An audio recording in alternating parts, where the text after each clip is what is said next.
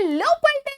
तो कैसे हो आप सब? उम्मीद रखती हूँ आप यहाँ पे मस्त होंगे, क्योंकि मैं दिशा कार्य आप सभी के लिए आज एक ऐसा वीडियो लेकर आई हूँ जो आपको गारंटी देती है कि आप क्लास 12 बोर्ड एग्जाम में यहाँ पे 95 प्लस स्कोर कर सकते हो। जी हाँ, एक ऐसा आइडियल टाइम टेबल जो अगर आप यहाँ पे फॉलो करते हो तो उससे आप क्लास 12 में 95% यहाँ पे गारंटीड स्कोर कर सकते हो। ठीक है, तो यहाँ पे अगर मैं टाइम टेबल की बात करूं तो टाइम टेबल बनाने से ज्यादा डिफिकल्ट होता है यहाँ पे टाइम टेबल फॉलो करना।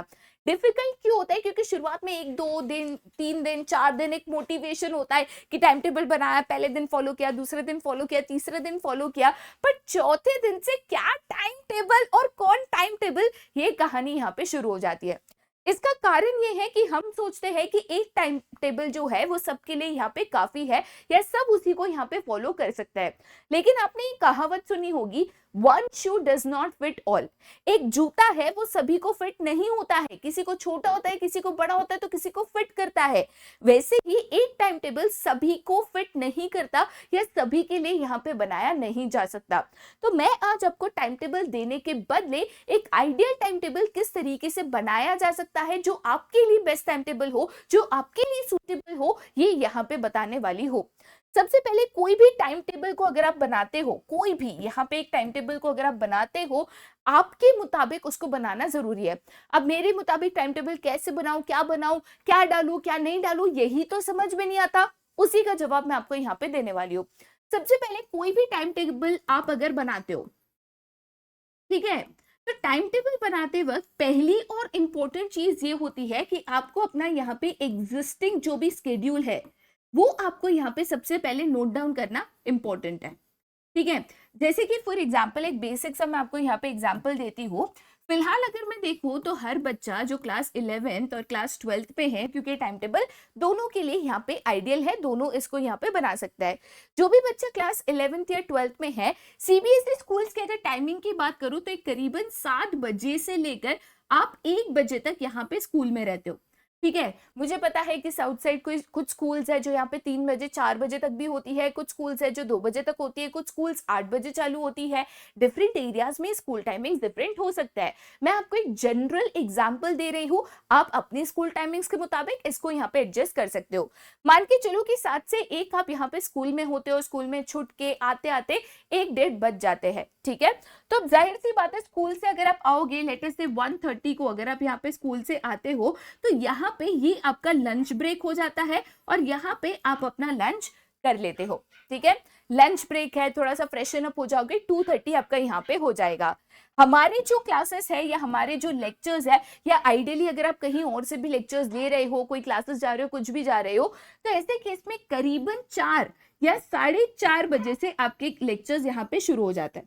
ठीक है, तो ये लंच और ये जो लेक्चर्स के बीच में गैप है, ये जो गैप है आपको यहाँ पे टाइम टेबल में फिल करना है।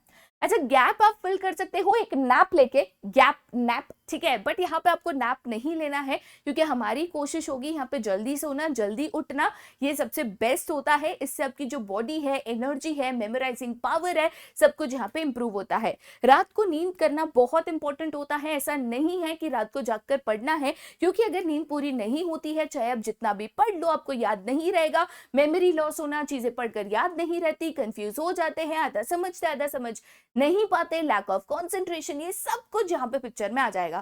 तो ये जो गैप है आपको नैप से फिल नहीं करनी है। ये जो गैप है, या आइडियली जो इधर आपको 2 घंटे मिलता है, लेटर से 1:30 को आप आए, 2:30 तक आपने लंच करा, थोड़ा सा रेस्ट करा, सब कुछ आपका हो गया। अब 4 बजे से अगर आपके लेक्चर्स है तो मैं 1 आवर का यहाँ पे गैप पकड़ रही हूँ। ये जो 1 आवर का गैप है, ठीक है, मैं इसको यहाँ पे यूटिलाइज करती हूँ रिविजन के लिए। अच्छा, आप सोचोगे कि क्या मैम रिवाइज करना है, किन चीजों को यहाँ पे रिवाइज करना है? तो मेरे जो लास्ट डे के लेक्चर्स थे, कल जो मुझे यहाँ पे पढ़ाया था, मुझे उसका लेक्चर के पहले रिवाइज करना है, सो दैट फर्दर 4 बजे से मैं जो लेक्चर्स को अटेंड करने वाली हूँ, उन लेक्चर्स को मैं कनेक्ट कर पाऊँ और उन टॉपिक्स को यहाँ पे मैं समझ पाऊँ। ठीक है, मेरे जो लेक्चर्स है 4 बजे शुरू होते हैं एंड लेटर से मेरे जो लेक्चर्स है यहाँ पे खत्म होते होते, लेटर से लास्ट लेक्चर आपका समझो जाता है, जैसे बिजनेस स्टडीज आपका 7 बजे खत्म होता है, सवा 7 आपका दूसरा लेक्चर चालू होता है, तो यहाँ पे 8:30 बजे तक आपके लेक्चर्स यहाँ पे कंटिन्यूस रहता है। ठीक है। अब 8:30 लेक्चर्स खत्म होंगे तो मैं नहीं उम्मीद करती हूँ कि 8:30 आप यहाँ पे पढ़ोगे, एक 30 मिनट्स का आप ब्रेक लोगे, 30 मिनट्स आपको जो करना है आप यहाँ पे करोगे। अब अगर आपका डिनर टाइम है, लेट अस से 9 बजे आपका यहाँ पे डिनर टाइम है, तो जाहिर सी बात है मैं कहूंगी कि 9 बजे आप यहाँ पे डिनर करोगे। अच्छा, जरूरी नहीं है कि 9 बजे डिनर करना है, ऐसा कोई साइंटिफिक रीजन नहीं है। जितना जल्दी खा सको या सोने के 3 से 4 घंटे पहले खाओगे तो बेहतर है। बट सबके घर का डिनर टाइमिंग अलग होता है, कोई 9 बजे खाता है, कोई 10 बजे खाता है, कोई 10:30 को खाता है, बट 9 9:30 बजे जनरली सब घर पे डिनर टाइम यहाँ पे होता है। तो 9 बजे अगर आपका डिनर टाइम है, आपको यहाँ पे डिनर करना है। डिनर करने के बाद आपका जो यहाँ पे 2 आवर का गैप है, 9:30 से लेकर आपका 11:30, ये टाइम जो है आपको यहाँ पे डालना है आपके डीपीपी सॉल्व करने में, ठीक है, प्लस आपको यहाँ पे डालना है सेल्फ स्टडी में। देखो बेटा, अगर आप डीपीपी सॉल्व करते हो तो इससे ऑलरेडी आपके जो क्लास में है कंसेप्ट्स क्लियर हो गए हैं। आप डीपीपी सॉल्व कर रहे हो, स्कूल का होमवर्क कर रहे हो, असाइनमेंट कर रहे हो, तो इस पे आपके जो कंसेप्ट्स है वो ऑलरेडी यहाँ पे क्लियर होते जाता है। नेक्स्ट दिन आपको उसको रिवाइज करना है तो रिविजन करते ही सारे कंसेप्ट आपके यहाँ पे याद हो जाता है। अब ये चीजें जब भी आप यहाँ पे कर रहे हो या 1 आवर जब आप सेल्फ स्टडी कर रहे हो, तो सेल्फ स्टडी करते वक्त किस तरीके से आपको अपना स्केड्यूल यहाँ पे बनाना है। मैं अगर कहती हूँ कि मैं एक वीकली स्केड्यूल बनाती हूँ, देखो बेटा, जितना आप लॉन्ग टर्म स्केड्यूल बनाओगे ना, काफी बार होता है कि चीजें बदल गई, डायनामिक हो गई, तो उसमें आपका स्केड्यूल ब्रेक हो गया तो उसमें वो जुड़ा नहीं। मुझे पर्सनली पसंद है कि मैं एक वीकली स्केड्यूल बनाऊं। बीच में अचानक से कोई ऐसी सिचुएशन आ गई जो एक्सपेक्टेड नहीं थी, कहीं जाना पड़ गया, कुछ हो गया, तो मैं नेक्स्ट वीक के स्केड्यूल को मॉडिफाई करके अकॉर्डिंगली उसमें मेरी चीजें एडजस्ट कर सकती हूँ। ठीक है, आपको एक वीकली स्केड्यूल यहाँ पे बनाना है। वीकली स्केड्यूल बनाते वक्त आपको वीक में मिनिमम 4 डेज जो है यहां पे देने होते हैं आपके प्रैक्टिकल सब्जेक्ट के लिए। ठीक है, बचे 2 दिन जो है आपको यहां पे देने होते हैं अपने थ्योरी सब्जेक्ट्स के लिए। एंड जो 1 डे यहां पे बचता है, ये आपका जाता है रिविजन प्लस रेस्ट। याद रखना, पढ़ाई करते वक्त बीच में रेस्ट बहुत इंपॉर्टेंट होता है, क्योंकि वरना आपका कंसंट्रेशन पावर लूज हो जाता है। तो बीच में 5 मिनट 10 मिनट का ब्रेक लेना इंपॉर्टेंट है। एवरी 1 आवर स्टडी पे 10 मिनट्स का ब्रेक अगर आप लेते हो, मोर देन इनफ है एंड इंपॉर्टेंट है। 10 मिनट से ज्यादा नहीं होना चाहिए और 1 आवर से ज्यादा स्टडी ड्यूरेशन कंटिन्यूसली ना रखो, ये मेरा सजेशन है, क्योंकि कॉन्सेंट्रेशन कम हो जाता है 1 घंटे के बाद। ठीक है, ऐसे केस में अगर आप इस तरीके से स्केड्यूल बनाते हो, जनरली मैं क्या प्रेफर करती हूँ कि प्रैक्टिकल सब्जेक्ट से थोड़ा सा टाइम कंज्यूमिंग होता है, उनको सॉल्व करने में आपको यहाँ पे समय लगता है। तो मैं क्या करती हूँ, वीक में 4 डेज में यहाँ पे प्रैक्टिकल सब्जेक्ट करती हूँ। एवरी डे ये 1 आवर मुझे रिविजन ऑफ हर सब्जेक्ट करना ही करना है। ठीक है, वीक में 4 डेज जो है मैं प्रैक्टिकल सब्जेक्ट्स के लिए दे देती हूँ, जहाँ पे अकाउंट्स एंड मैथमेटिक्स है, उसके जो न्यूमेरिकल्स है, उसके जो चैप्टर्स है, उसको मैं यहाँ पे सॉल्व करती हूँ। बाकी के जो 2 दिन है उसको मैं थ्योरी में देती हूँ, जिसमें मैं ऑल्टरनेटिव इकोनॉमिक्स और बिजनेस स्टडीज यहाँ पे मैं करती हूँ। ठीक है, 1 डे जो है जनरली मैं इसको संडे नहीं रखती, क्योंकि संडे बच्चे प्रेफर करते हैं कि उनको आराम चाहिए होता है, छुट्टी चाहिए होती है, तो जनरली मैं इसको संडे नहीं रखती हूँ। ठीक है, बट अदर डेज में मैं रिवीजन और जो बाकी चीजें हैं करना मैं प्रेफर करती हूँ। बट अगेन आपकी चॉइस है, संडे को बाहर जाना हो जाता है, ये हो जाता है, तो रिवीजन आपको नहीं मिलता है, नहीं करने मिलता है। रिवीजन करना बहुत इंपॉर्टेंट होता है, क्योंकि क्लासेस में आप कंसेप्ट को कवर कर रहे हो, आप कंसेप्ट को यहाँ पे पढ़ रहे हो। तो ये जो 1 डे है, इसको मैं यहाँ पे रिवीजन प्लस रेस्ट के लिए यहाँ पे रखती हूँ। याद रखना, हफ्ते में 1 दिन वो काम करना जो आपको पसंद है, आपकी जो भी हॉबीज है, आपको कोई भी अगर स्पोर्ट पसंद है, कहीं बाहर जाना पसंद है, गार्डन में घूमने जाना पसंद है, रोज इसको करिएगा। खुद को टाइम देना इंपॉर्टेंट है। अगर आप ऐसा टाइम टेबल बनाओगे जिसमें आप खुद के लिए टाइम नहीं दे पा रहे हो, तो ऐसे केस में ये टाइम टेबल को फॉलो करना डिफिकल्ट होगा, क्योंकि आपके लिए वो बर्डन बनेगा। ठीक है, मैं हमेशा ये चीज समझती हूँ कि टाइम टेबल ऐसा बनाइए जो आपके लिए बर्डन ना बने। अगर बर्डन बनेगा, इवेंचुअली उसको फोकस करना या उसको फॉलो करने में आपका जो इंटरेस्ट है वो चला जाएगा, और आप धीरे धीरे फॉलो करना छोड़ोगे। कोई भी एक्सक्यूज है, एक्सक्यूज देना तो बहुत आसान है, एक्सक्यूज दे दोगे, टाइम टेबल फॉलो करना छोड़ दोगे। ठीक है, तो इस तरीके से basic sorting of the time table यहाँ पे करना बहुत इंपॉर्टेंट होता है। ठीक है, उसके अलावा टाइम टेबल बनाते वक्त यहाँ पे रेस्ट इंटरवल्स जाना इंपॉर्टेंट है। जब भी आप पढ़ाई कर रहे हो, लेटर से कि आपको यहाँ पे छुट्टी मिल गई, छुट्टी में आपने बोला कि मुझे मिनिमम छुट्टी के दिन 3 to 4 आवर्स का मुझे सेल्फ स्टडी यहाँ पे करना है, तो एवरी 1 आवर पे 10 मिनट्स 15 मिनट्स का ब्रेक देना यहाँ पे बहुत इंपॉर्टेंट है। टाइम टेबल बनाते वक्त हमेशा इंपॉर्टेंट है कि आप टाइम टेबल को अपने कन्वीनियंस के हिसाब से बनाओ। एक कन्वीनियंस ऐसा नहीं कि पढ़ाई नहीं करना है या तो दिन में आधा घंटा पढ़ना है, इस कन्वीनियंस की बात यहाँ पे मैं नहीं कर रही हूँ। मैं कभी भी टाइम टेबल बनाती हूँ तो मैं वीक वाइज इसको यहाँ पे स्ट्रिक्ट करते जाती हूँ। जैसे कि फॉर एग्जांपल मैंने कहा कि जब मैं फर्स्ट वीक का टाइम टेबल बना रही हूँ, क्योंकि मैं इसको वीकली बनाना प्रेफर करती हूँ, मेरे लिए आसान हो जाता है चीज़ों को एडजस्ट करना। मैं अगर फर्स्ट वीक का टाइम टेबल बना रही हूँ तो लेट अस से कि मैंने टारगेट रखा कि मुझे मिनिमम 1.5 आवर्स डेली स्टडी करना है एक्सेप्ट फॉर लेक्चर्स। मिनिमम कि भाई 1.5 आवर्स ऑफ प्रोडक्टिव स्टडी मुझे करना है डेली, उसमें मैं रिवीजन भी लेती हूँ, सब कुछ डीपी भी सॉल्व करना है, सब कुछ यहाँ पे ले लेती हूँ। ठीक है, ये मैंने फर्स्ट वीक पे फॉलो किया। अच्छा, फर्स्ट वीक में मुझे डिफिकल्टी आई, कभी मैं 1.5 आवर्स नहीं कर पाई, कभी मैं 1 आवर कर पाई, कभी एक आधा दिन छूट गया, तो मैं इसको सेकेंड वीक भी मैं इसको कंटिन्यू करूंगी कि भाई सेकेंड वीक में भी 1.5 आवर्स मैं कर पा रही हूँ। अच्छा, सेकेंड वीक में मुझे आदत हो गई, मेरी बॉडी को, मेरे ब्रेन को आदत हो गई ये चीजें लेने की, क्योंकि स्कूल, लेक्चर, स्टडी सब कुछ करना, इतना ग्रैस्प करना इतना आसान नहीं होता है। तो मेरी बॉडी को 2 हफ्ते लगे आदत करने के लिए। फिर मैं थर्ड वीक से थोड़ा सा और इसको यहाँ पे खींचूंगी और मैं कोशिश करूंगी कि 1.5 आवर्स से मैं इसको 2 आवर्स यहाँ पे डेली करूं। ठीक है, क्या मुझे इसको एक महीने के बाद 3 आवर्स 4 आवर्स करने की जरूरत है? आइडियली नहीं। अगर आप ये टाइम टेबल डेली 1.5 आवर्स से 2 आवर्स भी सेल्फ स्टडी के पीछे डालते हो और अदर लेक्चर्स अटेंड करते हो, डीपीपीस को सॉल्व करते हो, आपको इसको 3 घंटा, 4 घंटा, 6 घंटा, 12 घंटा करने की जरूरत पड़ेगी ही नहीं, क्योंकि आप सिलेबस के साथ जा रहे हो। सिलेबस शुरू होने से पहले आप पढ़ना शुरू कर चुके हो, यू हैव स्टार्टेड अर्ली। तो वो चीज कि भाई नवंबर में 6-6 घंटा पढ़ना पड़ेगा, छुट्टी में पढ़ना पड़ेगा, दिवाली वेकेशन में, ये चीजें आपकी यहाँ पे नहीं होगी। ठीक है, जब भी आपके हॉलीडेज आते हैं, याद रखना, जब भी आपके हॉलीडेज आते हैं, हॉलीडेज पे मेरा जो टाइम टेबल होगा, ये हॉलीडेज पे मेरा टाइम टेबल डिफरेंट हो जाएगा।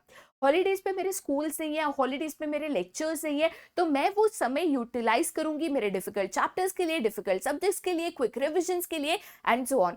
तो ऐसे केस में मेरा जो टाइम टेबल है वेरी करेगा। अच्छा, छुट्टी है तो पढ़ाई करना दिन भर जरूरी नहीं है। अगर छुट्टी है, आपको लगता है कि आपको एडिशनल प्रिपरेशंस की जरूरत नहीं है, आप अच्छे से अपने फ्लो में जा रहे हो, time table wise, schedule wise जा रहे हो, कोई दिक्कत नहीं है, टेक अ ब्रेक। ठीक है, take a break, have a KitKat, but take a break and relax, कोई दिक्कत नहीं है। तो ऐसे केस में टाइम टेबल बनाते वक्त इन चीजों को ध्यान रखना, आपकी क्या कैपेसिटी है, आप कितना जल्दी ग्रास्प कर सकते हो, क्या आप लेक्चर्स के बाद आप पढ़ सकते हो, क्या लेक्चर्स के बाद आपको 30 मिनट्स का ब्रेक चाहिए फिर आप पढ़ सकते हो, ये यहाँ पे इंपॉर्टेंट है। टाइम टेबल में मिनिमम उतना गैप रखना है कि आपको यहाँ पे 7 to 8 hours of sound sleep यहाँ पे मिले। अच्छा, ये नहीं करना है कि भाई मैं 11 बजे तक पढ़ाई कर रही हूँ, मुझे तो इंस्टाग्राम चलाना है। ठीक है, इंस्टाग्राम चलाना रह गया, सबका रिप्लाई रह गया, स्टोरी डालना रह गया, टैग करना रह गया, व्हाट्सएप पे रिप्लाई रह गया। ये अगर करते हो और सोचते हो कि 11 बजे तक पढ़ाई करोगे, 1 बजे तक इंस्टाग्राम चलाओगे, सुबह 6 बजे वापस उठोगे, तो 1 से 6 मतलब 5 घंटे की नींद, उसमें नींद आते आते और उठते उठते 1 घंटा और गया, तो 4 hours of sound sleep. 4 hours of sound sleep किया ना, स्कूल में जाओगे, कंसेप्ट पढ़ाया जाएगा, समझ में नहीं आएगा, घर आओगे, लेक्चर्स अटेंड करोगे, कंसेप्ट पढ़ाया जाएगा, समझ में नहीं आएगा, फिर डीपीपी करने जाओगे तो क्वेश्चन सॉल्व नहीं कर पाओगे, ये चीजें हो जाएगी। पढ़ोगे बट याद नहीं रहेगा, ये चीजें रिपीटेटिवली होगी। तो अपने टाइम टेबल में 7 to 8 hours of sound sleep include करना बहुत इंपॉर्टेंट होता है। मैं मानती हूँ डिफिकल्ट है, स्कूल जाना है, लेक्चर जाना करना है, सेल्फ स्टडी भी करना है, डीपीपी भी करना है, असाइनमेंट भी करना है, रिविजन भी करना है, आई अंडरस्टैंड। काफी बार ये बच्चों के ऊपर एक हैवी बर्डन फील होता है। ठीक है, 12th स्टैंडर्ड में वैसे ही सोसाइटल प्रेशर होता है कि भाई मार्क्स लाने हैं, बोर्ड एग्जाम है, ये है वो है, बट ट्रस्ट मी, अगर आप ठान लेते हो ना आपको करना है, तो आपको कोई नहीं रोक सकता। एक चीज समझना बहुत इंपॉर्टेंट होता है, जब भी आप गोल सेट करते हो, तो एक होता है कि आपको गोल्स को अचीव करना है, और एक होता है कि पहले से अपने मन में एक्सक्यूजेस बना ली है कि ये मेरा गोल है बट ये नहीं हो पाएगा, वो नहीं हो पाएगा, ऐसा है तो कैसे करूंगा, वैसा है तो कैसे करूंगा। या तो आप एक्सक्यूजेस दे सकते हो, या तो आप 1 साल बाद सक्सेस सेलिब्रेट कर सकते हो। चॉइस आपकी है कि आपको एक्सक्यूजेस देना है या फिर अपने सक्सेस को सेलिब्रेट करना है। तो ये चीज दिमाग में रख के चलिए कि 1 साल की आपकी मेहनत है। मानती हूँ 10th में भी लोगों ने ये कहा था, 12th में भी लोग ये कहते हैं, उसके बाद आगे के सीयूईटी में वो कहेंगे, सीए में वो कहेंगे। बट अगर आप कहते हो कि लेट अस से ये आपका 5 साल या 6 साल या 8 साल है, ठीक है, लेट अस से कि आप सीए कर रहे हो, तो 10 से लेके सीए तक मैं समझो यहाँ पे 8 साल पकड़ लेती हूँ। ये 8 साल की मेहनत करने से अगर आगे की जिंदगी के मिनिमम 40 साल गिनती हूँ, 40 साल अगर आपके सेटल हो जाते हैं, अगर आप अपने सपने पूरे कर पाते हो, तो क्या दिक्कत है? मतलब प्रॉब्लम क्या है? क्या 8 साल मेहनत करके आगे के 40 साल सेटल करना डिफिकल्ट चॉइस है? नहीं है ना। तो ये चीज को बेटा यहाँ पे समझ के चलना है। टाइम टेबल बनाते वक्त टाइम टेबल ऐसा बनाओ जो आपके लिए फॉलो करना आसान हो। टाइम टेबल बना के अपने आंखों के सामने रखो, ऐसी जगह पे रखो जहां पे आपको बार बार ये चीजें दिखे। पहले दिन, दूसरे दिन, तीसरे दिन दिक्कत होगी, बॉडी को आदत लगने में समय लगता है। साइंटिफिकली देखो तो 1 महीना लगता है आपकी बॉडी को कोई भी चीज के लिए यूज टू बनाने के लिए, समय लगता है, समय लगता है, ठीक है। लेकिन ये समय दो, पहले दिन नहीं हुआ नो प्रॉब्लम, दूसरे दिन करो, दूसरे दिन कम हुआ तो तीसरे दिन करो, चौथे दिन करो। स्लो प्रोग्रेस बेटर होता है देन नो प्रोग्रेस। तो ये चीज करते जाइए। 1.5 घंटा टारगेट रखिए, अगर आधा घंटा पौना घंटा भी पढ़ पाए, ना पढ़ने से तो बेटर था ना 45 मिनट्स पढ़ना। तो ये चीज को करने की आप यहाँ पे कोशिश करिए। टाइम टेबल बनाइए, अपने हिसाब से बनाइए, आपकी जो स्टडिंग कैपेसिटी है, कंसंट्रेशन मेमोराइजिंग कैपेसिटी है, उसके हिसाब से बनाइए। प्रैक्टिकल सब्जेक्ट्स को मिनिमम 4 दिन दीजिए, थ्योरी सब्जेक्ट्स को मिनिमम 3 दिन दीजिए, इंक्लूडिंग यहाँ पे रिविजन। कोई भी लेक्चर्स को अटेंड करने के पहले अगर आप रिविजन करते हो और लेक्चर्स अटेंड करते हो, 80% आपका काम वहीं पे खत्म हो जाता है, 20% आपका सेल्फ स्टडी एंड रिविजन में यहाँ पे आइडियली हो जाता है। लेक्चर्स के टाइम अगर कंसंट्रेशन होगा तो उतना ही सेल्फ स्टडी में आपका कम टाइम जाएगा। लेक्चर्स भी अटेंड करोगे, ध्यान भी नहीं दोगे, लेक्चर्स में आप टाइम पास कर रहे हो, फिर आपको कंसेप्ट नहीं आता, बट आपको पढ़ाई करनी होता, टाइम नहीं है, शेड्यूल बिगड़ जाएगा, ठीक है। तो यहाँ पे ये चीजों को ध्यान में रखते हुए आपको जो है अपना टाइम टेबल बनाना है। और एक चीज हमेशा याद रखनी है, टाइम टेबल खुद का अपने हिसाब से, अपने स्केड्यूल से बनाइए। और दूसरी चीज, चाहे टाइम टेबल फॉलो करने में समय लगे, बट लगे रहिए, स्लो प्रोग्रेस चाहे यहाँ पे हो, एवरी स्टेप इज इंपॉर्टेंट, क्योंकि हर स्टेप, चाहे छोटे से छोटा प्रोग्रेस, यहाँ पे आपको आपके सक्सेस की तरफ लेके जाता है, ठीक है। तो उम्मीद करती हूँ यहाँ पे एक आइडियल टाइम टेबल आप आपके लिए बना पाओगे। अगर टाइम टेबल बनाते वक्त और कोई भी चैलेंज फेस कर रहे हो, दिक्कत आ रही है, तो कमेंट सेक्शन में बता दीजिएगा, हम उसको सॉल्व करने की जरूर यहाँ पे कोशिश करेंगे। दोबारा बहुत ही जल्द मिलेंगे, बट तब तक के लिए bye bye and take care.